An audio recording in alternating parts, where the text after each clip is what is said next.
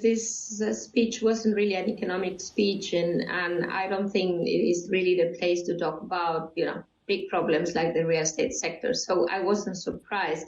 But I do think the focus on common prosperity and also state-led innovation, which is one of the perhaps unrelated but still related topics because the state is still key in his speech, brings us a picture of what's going to happen with the sector, even if it wasn't directly mentioned.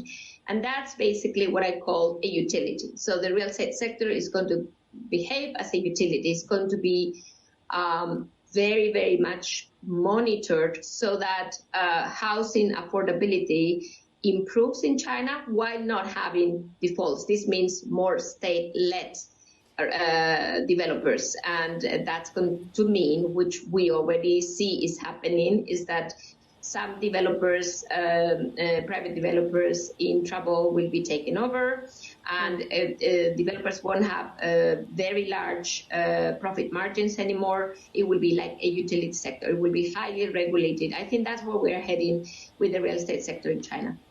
When we talk about affordability of housing, of course, as I mentioned, he did talk about trying to boost the birth rate. But of course, a lot of families I've spoken to over in China have said that it's not about the number of kids we're allowed to have. This is about the financial burden of having children. But, before children, the cost of buying a house, etc. So what do you think it's got to take for the government to address some of these very deep structural problems in China to really turn the property sector around?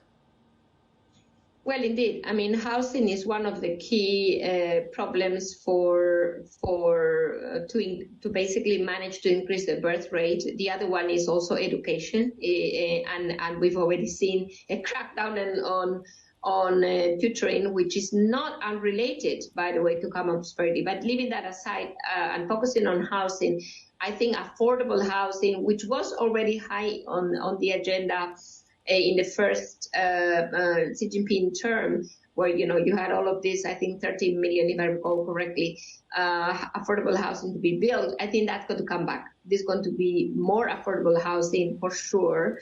And that is going to be part of the infrastructure - real estate stimulus that is being basically in the making for months, and that will drive growth in 2023, because there's not going to be much more than that.